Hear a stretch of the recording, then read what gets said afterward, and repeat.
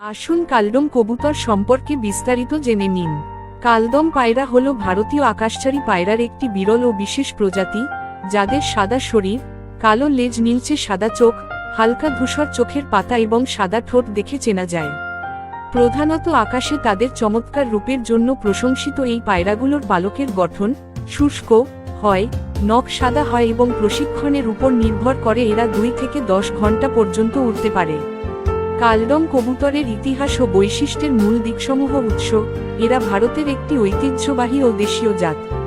চেহারা: এরা বড় আকারের কবুতর এবং এদের একটি স্বতন্ত্র সৌন্দর্য রয়েছে, যার তুলনা প্রায়শই সাদা চোচে বা শিশম ওয়ালির মতো অন্যান্য ঐতিহ্যবাহী জাতের সাথে করা হয়।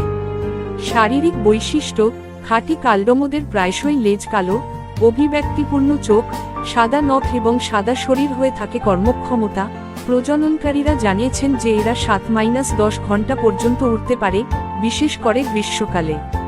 বীরতা: এদেরকে উঁচুতে উড়ন্ত পায়রার একটি বিরল ও সুন্দর রঙের প্রজাতি হিসেবে গণ্য করা হয়।